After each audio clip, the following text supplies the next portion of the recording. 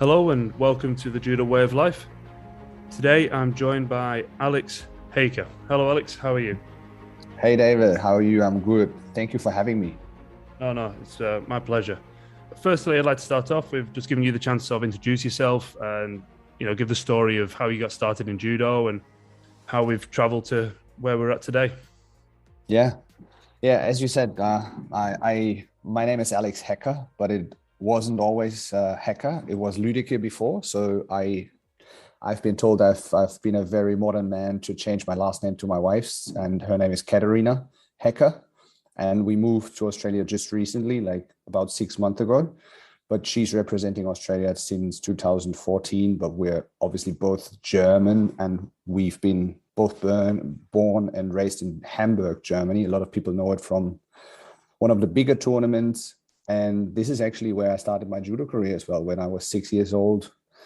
Not much in the favor of my mom. She didn't like me starting judo when I was 6, but it's actually a funny story because she said, no, it's too violent, whatever. And I got to spend 2 nights with my grandparents every week because my mom worked shift. And I convinced my grandpa to take me to a local judo club when I was 6 years old secretly for I guess 6 weeks. And then he really asked me, so if you really like it, I think we need to tell your mom at this point. And we did. And she was kind of, okay, you can keep doing it. But I think she taught my grandpa to pay my club fees until I'm 18. And he did that. So he really got me started with judo, to be honest. So I've been to Hamburg and trained there on the senior training camps. But obviously the camp isn't a good representative of what the judo's like in the city on a normal day. So what is judo like in Hamburg? Yeah, so it's a 2 million people city in the north of Germany. So it's pretty big. It's second biggest city in Germany. So obviously there are a number of judo clubs all over the place. It's 65 judo clubs. But if we speak about more engaged and more competitive judo clubs, you'd probably say there are 10 to 12 that put the kids into competitions regularly, like have cadets even going and senior groups going different places, and maybe even participate in a senior league system that we have in Germany. And I used to run one of the biggest or the biggest club in Hamburg for 12 years. I was head of the club of a little club called Eilbeck, which is a multi-sports club, and judo is one of the biggest streams in the multi-sports club. So this is where I did judo from when I was about 16, and when I moved into Hamburg city center to train with this club. What is the system like for a judoka in Germany? Because as an outsider, I've trained in Germany a lot over the years and competed there. And it always seemed to be very well managed. Is that the case?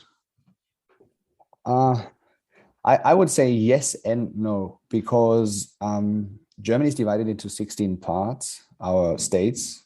And usually the states have kind of a state selection squad or even full-time or part-time employed state coaches. And therefore, I would say actually from cadet age or just below cadet age, it's usually managed quite well because just there are people that do judo full time. On a club basis, I would say it's pretty average to everywhere else in the world. There are people that actually care a little bit more or make their living from judo. And there are people that actually just do it for fun and being a volunteer and trying to pass on as much judo knowledge as they can, and that's good. So it's very different, but I would actually say in a high performance way, it's pretty well managed from cadet, just before cadet age, I guess. So you mentioned you coerced your grandpa into taking you to judo, and at a young age, like 6 is quite a young age. I think I started at 6 originally and hated it after a month. What was it about the sport that kept you interested and kept you going all the way through? Yeah, so from the start, to keep with judo, it was fun. I had a great group of people that started with me, so it was really fun to begin with. And I was always a very small kid. I think my first judo tournament even was like under 21 or 24 kilos. So like I was quite little. And I kind of liked the sense of empowerment that came with judo for myself. So that kept me going in the first place. I found it super cool. When I saw it on TV in 1990, I was like, wow, this is magic. Let's go and do that. So that kind of hooked me in the first place. But then later, as I progressed through the ranks, and obviously there are times I was never part of the German national team or anything. So it would have been easy for me to drop out at different times throughout my judo journey. But I always kind of kept going with judo because it was my safe place. Like whatever happened in my private life, I could go to judo. And when it's hajime, it's hajime. Like everybody knows what to do then. And it kind of saved me a couple of times. And also when I started to coach, that was a massive change. And that kind of got me hooked the second time around. And then it naturally flow into me being head of the club and then later on being full-time employed in different roles in the German system and then moving on to other countries as well. So what roles do you take up in the German system? Yeah, so when I started, I was just a club coach in the club I mentioned to you in Hamburg, and that was I was assistant coach to my former coach Slavko Tekic, who is one of the best coaches in Germany, I would say. And we built the club pretty successful in such a short amount of time. Like he's a magician on the mat, and I took over to organize the club, be head of judo for the club, and help him with his coaching duties, and naturally evolved as a coach myself. And we have a full-time school program in Hamburg. So I was shortly after that, I was helping in the sports school in the morning to train 7th and 8th grade judo in the morning, and then progressed to be one of the state coaches for the junior women, I think, and then took over the women's program from there, and then became technical director of the state federation as well, before I moved on to be a national coach in Luxembourg, and then came here straight after that. And being a coach so you've been a coach now in 3 different countries. Yes. How have you found that transition in terms of maybe the culture of the sport in those countries? Is like the judo in Luxembourg, or like how it's approached, very different to Germany? So there's not a drastic change, I would say, when it comes from German to Luxembourg, because they share a border. Luxembourg, they do speak German over there, as they do speak French over there. So it's not very different from a cultural perspective, but the country itself is relatively well situated, I'd say. So like there's not an urge to go and do sports and do well in sports, because there's pretty much life is good over there. Kids have the possibility to study what they want. There's a very high standard of social security there. So I think it's a harder environment to have a high performance system up and running. But other than that, we were able to drive to Cologne for training every week. We were able to drive to Strasbourg in France every week. So that's what we did. I would only say the only difference there is like it's less people. So you actually have to retain the people we have. You can't just say, hey, here's the next guy, here's the next girl to go and have a crack at it.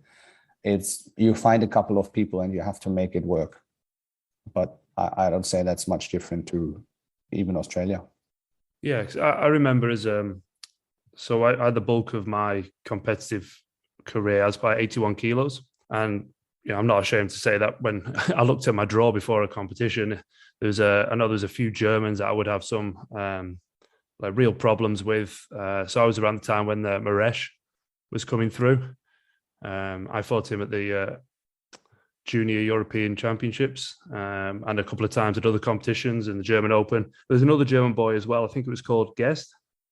Mm-hmm. Robert Guest from Leipzig. Yeah. So I fought those boys a couple of times, and if I saw them in my quarter, I was like, right, okay, I'm gonna have a hard time to push through with these boys. But if I had someone from Luxembourg, I didn't think the same, and I'm sure other people thought that of me as well. They saw my name on the draw and they were like, no, we've got an easy run here. But it's there's definitely a perception that the players from Luxembourg weren't anywhere near as good as, say, one of the boys from Germany.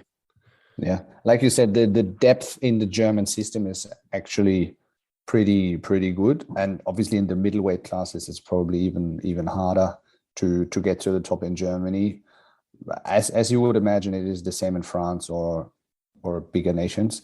So yeah, it's true that those smaller nations, for them, it's a little bit harder to be perceived like in the same way. But my approach to finding a smaller judo setting was like, okay, if we get the right people out at the right time, we can change that perception. And so when I was there, I found one of the boys over there.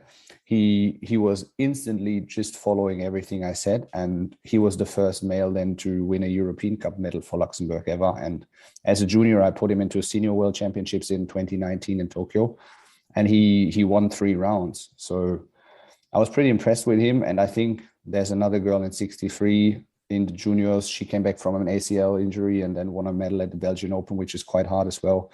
So they have great individuals. They just have to make it work for them. And I passed on the role to another fellow coach, or not passed on, but I advised somebody to maybe sign up for an interview with the federation, and he got the job. And I think that's great if people keep continuing kind of the same ideas in an athlete's development than the previous coach did. Now, without giving away too many of your secrets as a coach, you said there's this athlete in particular that did well at the World Championships. He listened to you. What was he listening to? What were you telling him? Obviously, he's like, everyone's different, but he kind of, I think he took the interest in him as kind of a compliment and just went from there, trying to do everything in his power to be the best version of himself. So he was a very tall and lanky kind of fighter, very annoying. If I had to fight him, I would hate it. But we managed to build him that way. I've been described in the same way. Lanky and annoying. And I think he just took the advice of training the right things at the right time, not being beaten down mentally if things don't go his way, just to always pick himself up and train hard. And I think also he had the privilege in having my wife as a training partner in the same training group, and just seeing how professional she was. It made him professional really quickly, because he's like, okay, if she's training this amount of hours, if she's training this and that, I think I should just do it. So I think he just took the advice, but also was like looking carefully what people that were already better than him, achieving more than him, doing around him. I've had this conversation with a few people, because especially out here, as I'm sure you'll also be aware of, I think sometimes a lack of perspective, because people haven't been exposed to the harder training.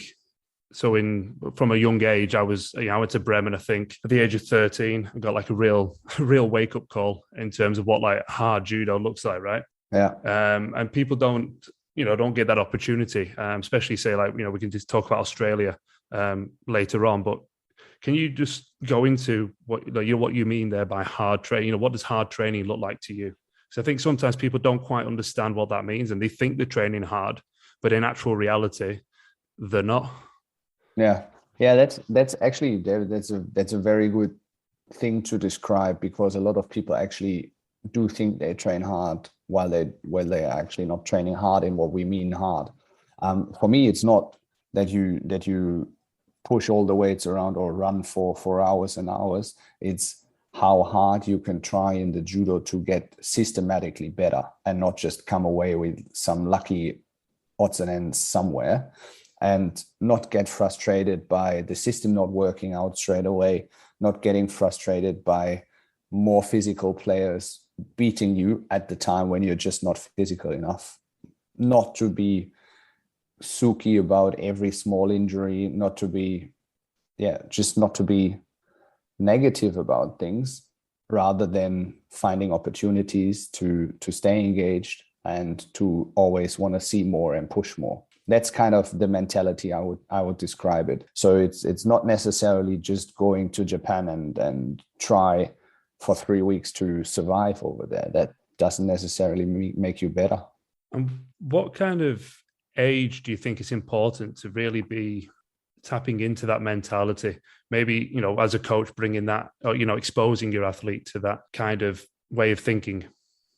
I think around puberty, when people actually build their personality, because I feel like, yes, before there's a certain age before where kids would do everything the coach say anyway, and maybe not even think about it, but just take it as a given. I think it will be very influential once athletes start to think for themselves, where this kind of experiences need to be happening on a more frequent basis. I would say, like around building their own personality. So puberty time, more or less. And this is quite a common. I've asked this question to quite a few people actually on the podcast. Do you think every athlete has the potential to tap into that mentality, and then based on their sort of either their coach or their exposure, they either do or they don't? Or do you think some people just have it and some people don't? I would say it's definitely something you can pick up and learn. And I feel if there are people around you that already behave that way and train that way and do everything, it's definitely easier to tag along for a time until it's kind of becomes your own mentality. But I would say it's possible to have this mentality trained and instilled in people. But I've also seen people where it didn't work out. But I would say the majority of the people could probably get there. That's the feeling I have from the last 20 years, I guess.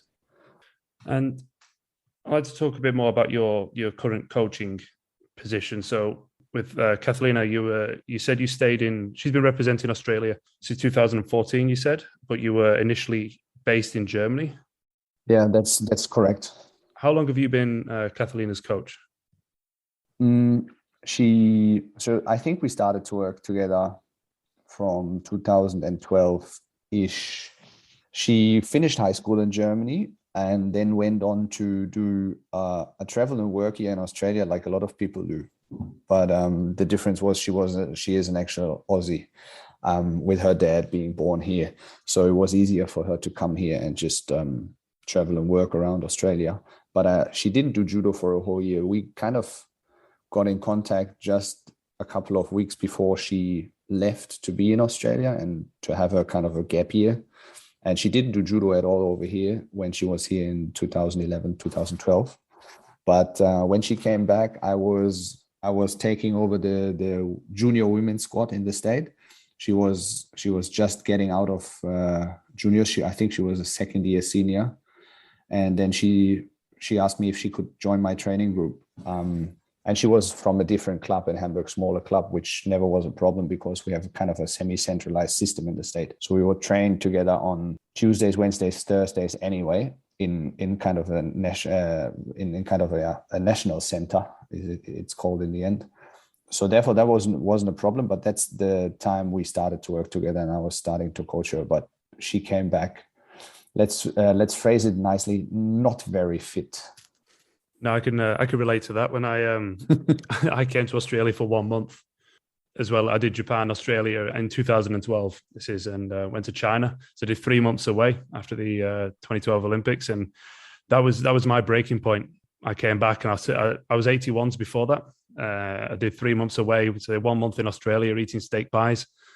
I was doing judo, but I was having a good time as well. And I got back from my trip and I just said to my coach, I was like, I'm not doing 81s ever again. That was it. So I can I can relate to the lack of conditioning from Australia. Yeah, she actually went as a 57 competitor. She was very skinny at that time, and then she came to Australia, but came back to be a 63 after all. So she never competed back in 57, which wasn't probably it wasn't a natural for her female body to be 57, and after all, anyway. And it's fine. She started to train with us. I think she was crying in training for 3 months because it was just physically hard for her. And at that point in time, nobody actually said, hey, why don't you try to be an international competitor? That wasn't just the case at that time. She was just training to get back into judo, do a couple of regional competitions, maybe fight the nationals if she would qualify. And that's what we did. And that's how it all started. And we had a couple of good girls in the training group that she kind of be friends with straight away. Nike Nordmeyer, she had a couple of World Cup medals for Germany in the 52s, and Miriam Butgereit, she's still around in the 70s, just made out on Olympic qualification for 2020. And Katharina and some other girls that fought our Bundesliga team. We have a team system, a league system in Germany. So there was quite a big group of girls that all trained together. And I think that was very helpful in her coming back to the sport. And then obviously going to different competitions because everyone else did, kind of. Can we just go back to, you mentioned that when she came back, that, the training was quite physical, and for the first 3 months, she had a tough time. What were your training sessions like? What was like a normal session structured? Yeah, so obviously, like every place, we would do judo every evening, and then it was conditioning in the morning. So not really special or different from other places, I would say. You should just try and train judo every night, and at a stage where you don't know that you're actually trying to be an international competitor, you would do morning sessions sometimes, but not regularly until you really decide that's what you want to do. So our training base was always going to be SNC in the morning and judo in the evening, and that's for everyone. So it didn't really change. It's more like how often you show up and not what times you would train. So consistency is key, you would say? Consistency is key, like for sure. If there's anything I would preach is that, yes. Yeah, I think that's something that's overlooked quite a lot, is just how important just turning up to training is. I've had a few conversations sometimes where, I'm tired, or, like I don't feel like it. And I'm like, so training's at 7, like I'll see you there. They sort of look at you like you're an idiot. But yeah, it's I think quite a lot of the time people view it, still have that like hobbyist mentality. Like they say they want to be an elite athlete, but they're approaching it from the viewpoint of a hobbyist, rather than from the viewpoint of it as you're not always going to enjoy it, but you've just got to keep turning up. I think it kind of, most of the days you do it for passion, and then there are the days when it becomes work, and that's fair enough. If you just have to kind of schlep yourself into a session, that's okay for me, because I think also coaches enjoy that job most of the days, but even the days they don't enjoy it, they'd still turn up. Yeah, and I think it's those people, like you said, just turn up, even when they don't really want to. They turn up, they put the hour in, or the hours, and they keep pushing on. Yeah, and I feel like over the years of a professional athlete, that becomes either you can do that and you enjoy this even, or you don't. Yeah. But to be fair, I always tell the guys, it's like they work on themselves, which is the greatest project they can ever work on. Like, frankly, there's no other time in life where people let you work on yourself. If you're in a corporate role, you do your job for a corporation, for people, for shareholders, for I don't know whom. But this time you got to spend time on yourself. And if you're lucky, you're even funded for it, or whatever you are. Yeah, something I try to appreciate it as an athlete. Like you say, sometimes you just don't quite realize until you maybe move on, and then you gain that perspective. And you look back and you're like, oh no, those years as a full-time athlete were pretty sweet. Yeah. But I did try to appreciate it, like, when I was training, even those mornings where I woke up in I used to live in a tin shed at the back of the judo club. Maybe in the winter, it'd be cold, and you just, oh, not this again. But then you get on the mat, you get warmed up, you start rolling around, and you're like, okay, cool, we're good. It's all right. And when you look back today, you probably appreciate it even more, I guess. Is that the case? Yeah, I do. And like for myself right now, not to take over the conversation, but like for myself right now, I'm not training full time as an athlete, but I've pretty much gone back to my life is just about judo. And like you say, my life I've created at this minute in time, I'm doing what I want for me type of thing. So in terms of like I'm coaching, I love coaching, I love giving back. And I'm probably spending more time on the mat now than I did as a full-time athlete. I'm doing like 6-8 hours of coaching a day sometimes, if not more. Like I never spent 8 hours on a mat really when I was an athlete. I might have spent 8 hours training throughout the day, but not all judo. And, being able to have conversations like this and, like you say, that growth, will be able to work on myself. It is, I've sort of regressed back to that position, but in a sort of different mentality. Yeah, I think that's kind of my story as well, because I feel pretty lucky that I can still do judo in different ways. I'm coaching now. I'm not being an athlete myself, but I feel still I live the life I choose to live, and nobody forced that onto me. So I feel kind of in the same situation, lucky enough to do something that I would do even if nobody would pay me. Why did you end up deciding to move to Australia instead of continuing to train and live in Germany?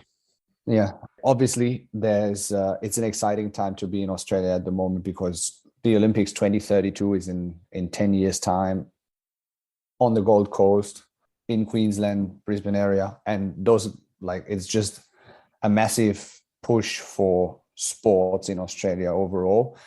That's one thing. But the thing that caught us the most was there's an NPC, like a National Performance Center, being set up by Judo Australia and Combat Aus at the moment. So I think it's the first time that people actually come and gather in one place and try to train as one training group. And that's very exciting. And we found that is probably the best environment for Katharina to do one more Olympic cycle, rather than me going for another job even if it was in Germany. She is not going to be perceived as a German athlete anymore. She's an Australian trying to beat all the Germans. So you would always be the fifth wheel on a car, kind of. And that was the situation in most places we were.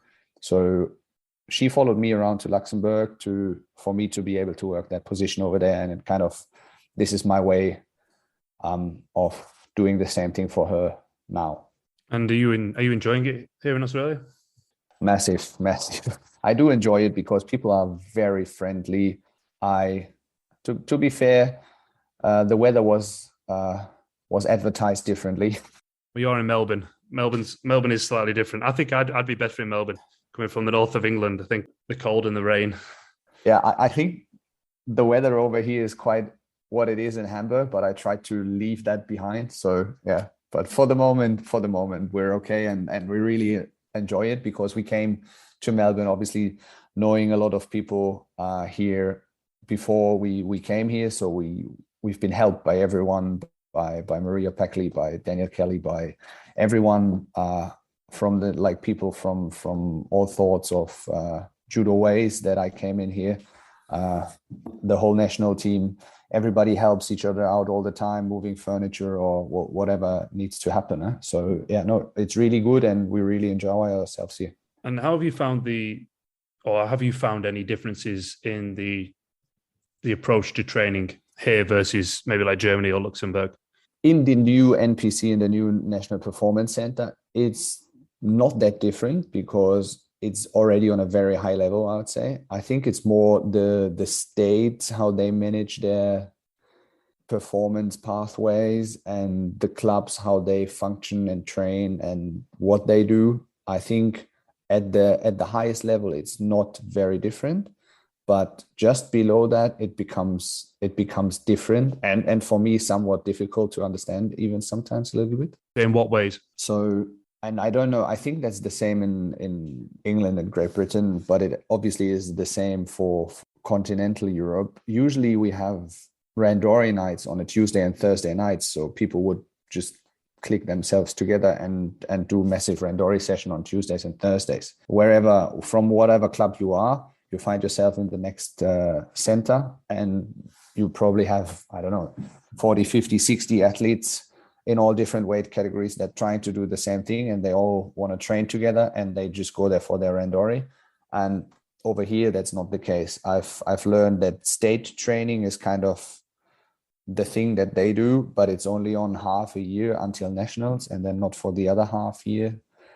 And people look at it more as a duty to go to these state training sessions rather than opportunities. And that's something that just is very cultural different from where I came from. So it's hard to wrap my head around the concept a little bit.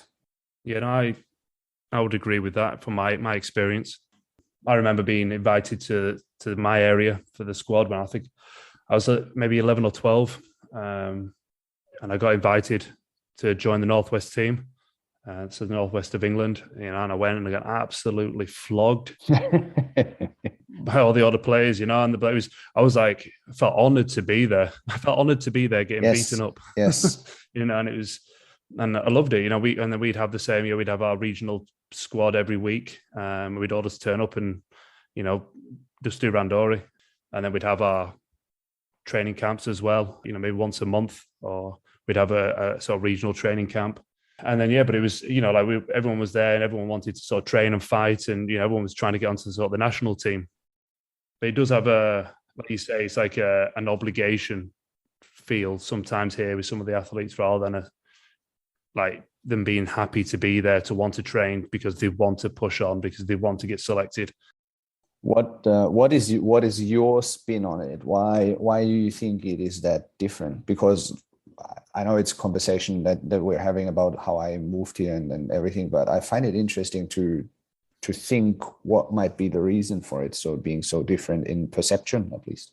Well, I think there's that lack of awareness, and from a young age, I was exposed to. So yes, I say I was invited to the Northwest team when I was young, and then there was a large depth of athletes from that age group all the way through to sort of under 18s. And so, I was exposed to like a hard level of training. And those first couple of years were really tough. And then at 12, I went to my first competition in Sweden, overseas. And again, it was like 600 kids. And it was a wake-up call. And then the year after that, I went to Bremen. And as you know, what Bremen's like, it's a tough one. Again, another 600 kids, but they're tougher kids. And they're from some of the tougher countries. There's a large sort of Russian and Kazakhstan contingency that go, as well as the other Eastern European countries. And you just get exposed to these very, very tough kids. And that was from sort of like 11, 12, 13. You keep leveling up. So by the time you're sort of a late teenager and you're on the junior team, it's hard, but it's like not that hard, where I don't think they get that exposure. And it's difficult, I think, for Australia because they are so far away. But, I know players who made the effort. The Katz boys, I first met the Nathan and Josh Katz in Camberley Judo Club in England. Right? And they were there for Christmas every year when they were at high school. It's a horrible place to be for Christmas. Right? But so players will do it. It's an excuse for people, but the people that want to do it will do it. And so for me, I think it's just that lack of exposure to what it's really like, and there's potentially an element of big fish, small pond syndrome. Yeah, and they don't quite realize, like we said at the beginning of the conversation, don't quite realize what hard training actually looks like. Yeah, I feel the same. So I think you describe it pretty good, but you also said that individuals will always find a way if they wanted to. But I feel like now it's kind of everybody's obligation in Australia to go and search for these opportunities. And obviously Judo Australia's duty to introduce the kids at an age where they can still see, oh, this is what it really is. I think we need to level up. We need to do more. We need to train smarter. There are holes in my judo. I need to fix those holes, to just get them out and have them have these experiences that make them realize that they have to kind of level up, as you said. I think that's our job, like our job as coaches. Yeah, whatever level we are at, that's our job to always look for the next opportunity for the kids to level up, I guess. Yeah, and I think that's from what I can see from the outside, that seems to be what's happening at the minute. I know there's a team in Europe at the minute, a cadet team, training on the training camp in Poland and then off to Portugal. And obviously the team went out to the Pan-Pacific Championships. So, just just the actual experience of having to get on a plane and travel to the other side of the world and, try and get over jet lag and perform. And again, in a vastly different country with different culture, different food. It's all part of the experience, right? It's not just, people just think it's just going somewhere and doing some judo against some different people, but it's everything else that goes into it and building that. Correct. Because it's in a performance setting. It's not on hey, we go on a holiday trip and just try to have a good time. It's like you go on a plane to go to the other end of the world to perform over there. And I think that's part of being a professional later on, is to learn that even if you fly overseas and you might be jet lagged and whatever, the food is not to your liking, you'd still have to perform and find your ways to perform. And I think that's part of growing up as a judo athlete, that you being exposed to that and kind of master it. Yeah. And I think you said at the beginning, in terms of building that mentality during when the athlete's going through puberty, and they're building their personality. It's that, I think that's when that exposure, I agree with what you said, that's when that exposure to those stresses should happen. And I think sometimes some of the athletes, they don't get to be exposed to that until late teens or even early 20s for the first time, and they're very much entrenched in their behaviors by that point. And I think it's quite difficult to sort of snap them out of that. Yeah, I feel the same way too. And people have to realize that only international outings, whatever that might be, a training camp or a couple of competitions, a couple of training camps together, will actually give you that kind of a reality check that is needed. So you might always be the national champion up until cadets, which is fine. Like, there's nothing wrong with it. It's a pre-step, but you can only test yourself against the reality if you go different places. So I feel like Judo Australia and Maria Peckley, they are doing a good job to get the cadets out to these tournaments in Europe, to give the kids the opportunity to have that reality check. And I know Ivica and Kerry are over there at the moment with the cadets, and I think it's really important for them to have these kind of outings over there, the kids. Yeah. Like one of the best things that ever happened to me out of judo was just traveling, seeing different parts of the world without my parents at a young age. Yeah, same thing here. And it seemed you don't quite appreciate it. Like we said before, sometimes you don't quite appreciate it. Like, I had no idea as a 12-year-old, but like wandering around Sweden with the other judo players. The coach was obviously look after us, but he would always remind us he's not our mother, and we had to make sure our stuff was tidy. We had to make sure we were on time to training and on time to get the bus, and if we had to go to training, and it builds. It's not just the judo. Obviously, the judo is like the main part of it, but I think all those other little things that go into play when you go on those trips and you are away from home as a young adult. I think it is a very important part of the development. And I've been recently asked if people should just go down the judo path, the international judo path, even if they might not end up with a medal that they dreamt of or hoped for. And I said, yeah, absolutely, 100%, because like you just said, the different countries you'll visit, the friendships you'll make, all the things that happen beside the judo mat, they are like things I would not miss in my life. Yes. Like you said, I went to Sweden, probably to the same place like Lund, where always the competition was. I was also there as a teenager. I think I remember I drove there once without a passport. We crossed the border with my German judo license because I forgot it at home and nobody wanted to turn around. And we went to so many different places. We drove to Bosnia. Some kid didn't have a passport. We still smuggled it in. We did all the things that kind of stay as stories around the judo. Yes, judo is there. Judo is the reason you do all of that, but there's so much more that comes with all these trips. On one hand, being more professional about your own career, but on the other hand, also the memories you make that will stay with you forever. So I would always tell everyone, go for it. if the medal is not, if the Olympic medal is what you're after, but you might not achieve it, I think when you look back at it, you won't have regrets for yourself. Yeah, I think it's an excellent point. And I think part of the other part is we would, and I'm assuming this would be the same for yourself, but we would do a lot of club trips. So even if the national representation and getting selected for those trips didn't happen, we still went on a lot of tournaments as a club, and I see that as something that's, as a cultural part of the judo in Australia, is lacking, because it is such a hard task to undertake. I'm assuming when you were a club coach or even as a player, you went on trips as a club, yeah. Yeah, we would drive, in Europe, mainland Europe, you would just drive to the Netherlands, you would just drive to all different kind of places. Because my coach, he's from Serbia. We were probably, I think 4 months after the Yugoslavian war ended in 1999, we drove there to fight a team tournament. Like, we've been in all places if we could drive there, or even the friendships my coach realized with some of the Russian cities.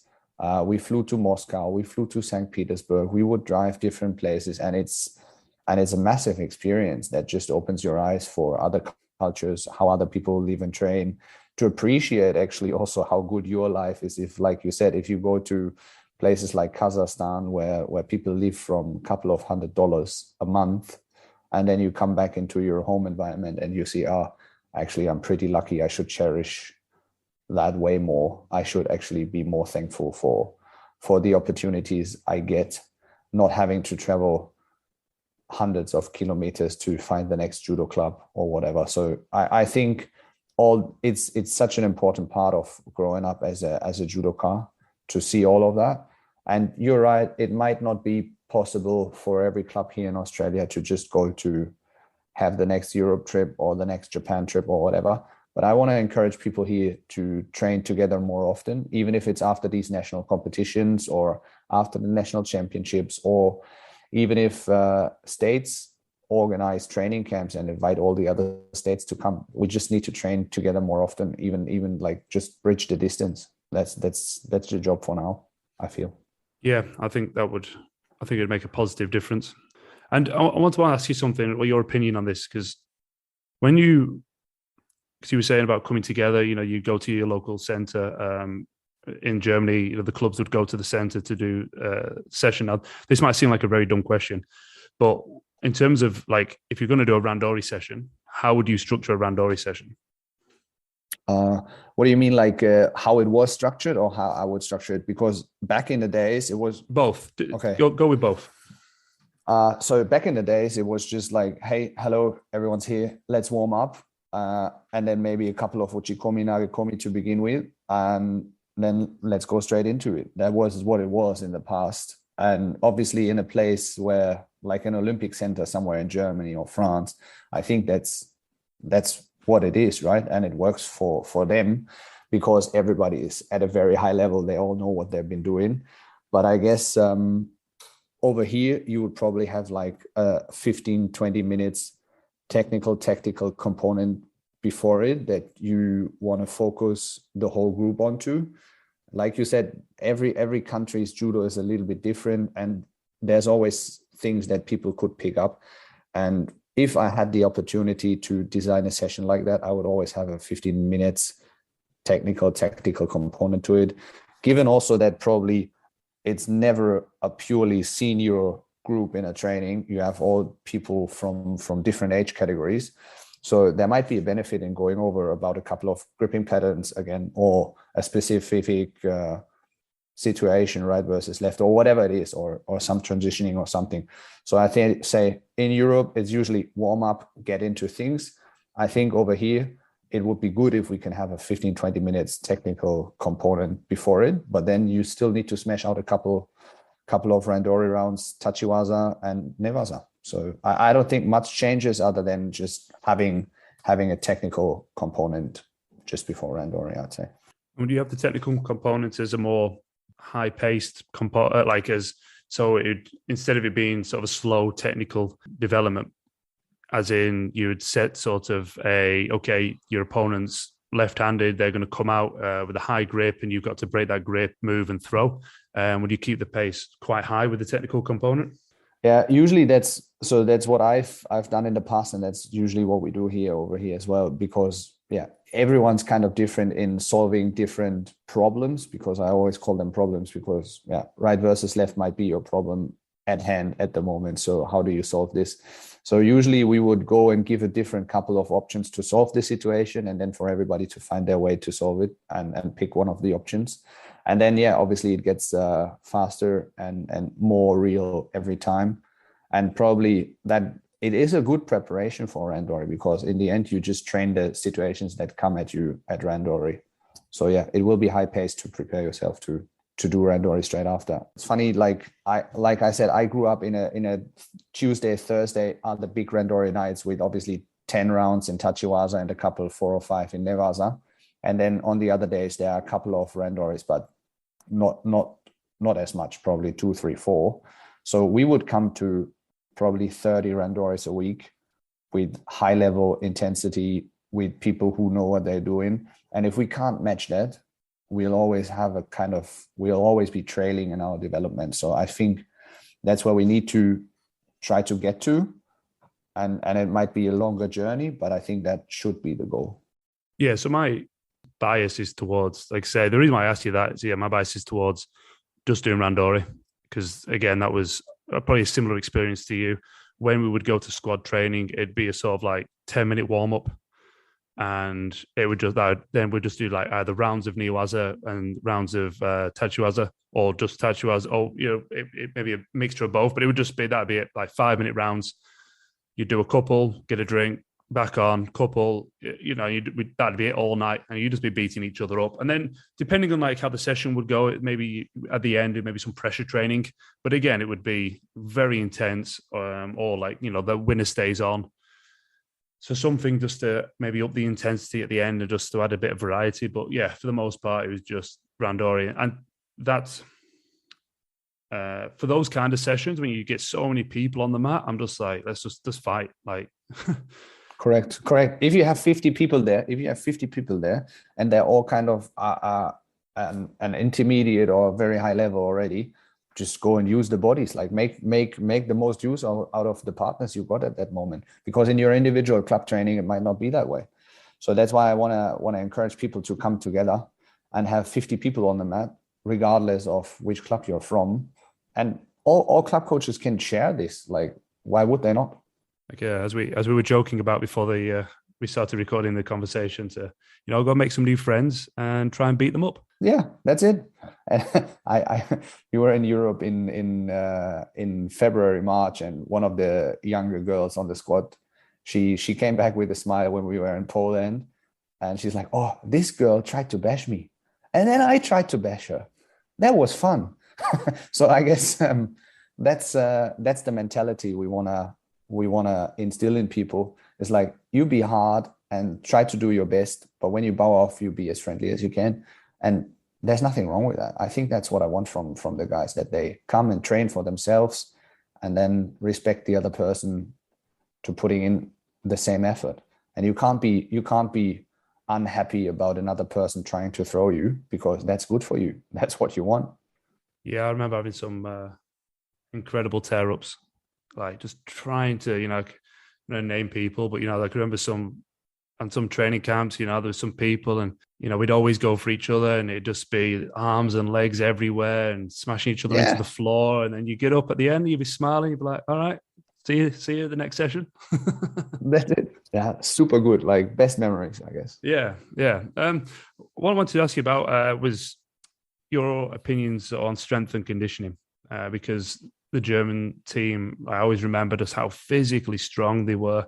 As I said earlier in the conversation, I used to fight Maresh, who was just like a little action man.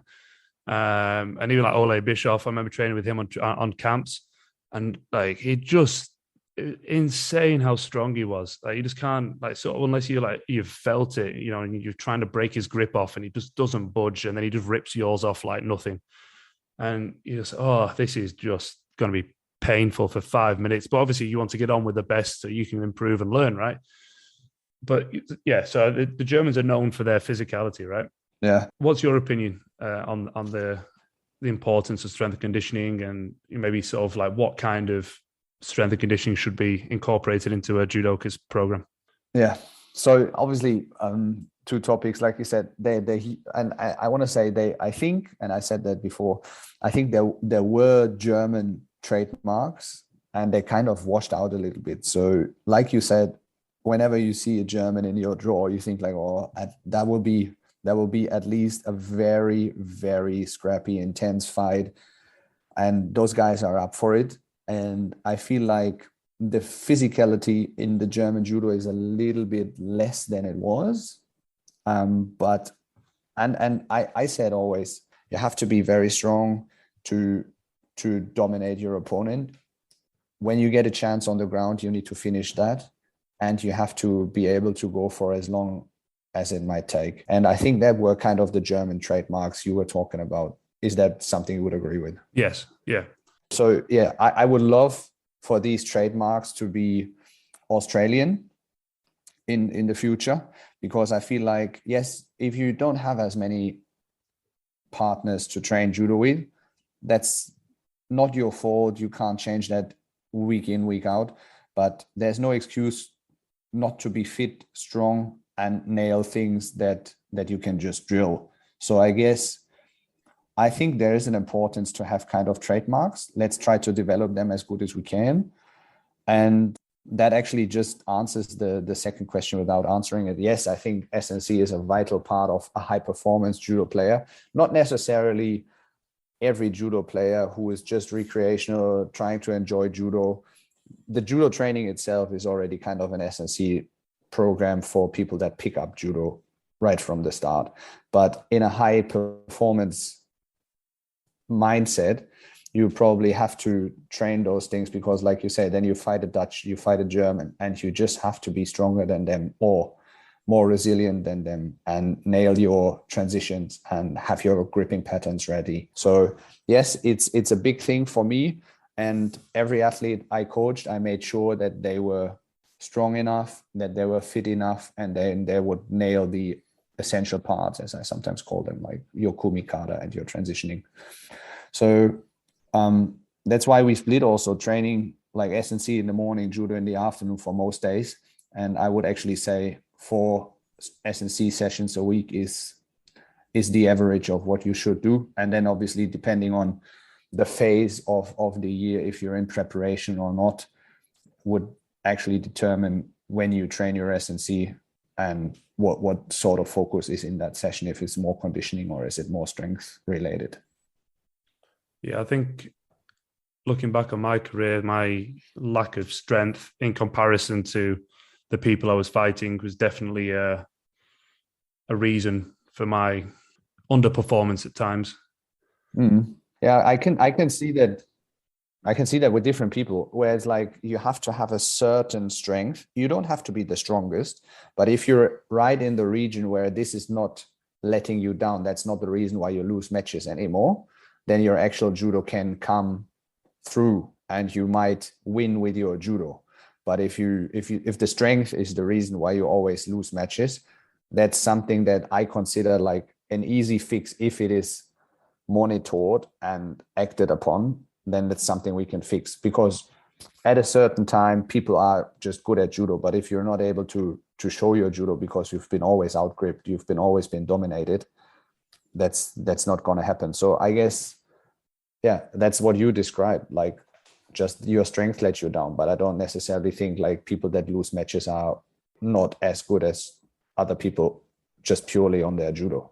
Yeah, I've had the same conversation in terms of the competition anxiety. You know, people go to competitions and they're not actually able to relax to a point to allow the judo to come through. Yeah. So there's all these different elements that you've got to figure out to then actually allow your judo to be able to come to the forefront. Do you think that was a big challenge for you as well, when you said strength was kind of an area where you thought like you could have been better? Yeah, so in hindsight, I stayed at under 81 kilos for too long. I was cutting too much weight, and it didn't really give my body chance to physically develop to the point that it needed to be. I think I've got pretty good judo. I know that's maybe a bit big-headed, but I think my judo's pretty good. I was really fit in terms of like cardio output. I could run and keep going. So like getting to golden score, and being able to still stand up, and that was never an issue. It was just my physical strength, especially with dieting. That would go relatively early on in the day. I could get through maybe a couple of fights, but then if I got the later rounds, and then I had a hard fight in the later rounds, my arms would blow out, and I just wasn't able to get the power to generate to throw. Yeah. So I think it's a vital part of a high performance career in judo, obviously. But what you just said about the psychological factors is really important as well, because like you said, if you can't relax enough to be able to think of your judo when it's all anxiety about I'm trying not to lose here, then you might never be able to win, because all you try to do is not to lose. So I've had that discussion with different people throughout the years. And the only thing that kind of is the same for everyone is everybody gets nervous. Everybody has a little bit of anxiety before they go out. So I think you just have to learn to accept it more than getting over it, because I don't think there's a getting over it. And I also had a funny conversation with other people where they stopped competitive judo, and people, and that's including myself, say, this kind of nervousness, the anxiety is never to be found in any other thing. So people went skydiving, whatever, but it's not the same kind of nervousness just being in front of another person who's trying to beat you.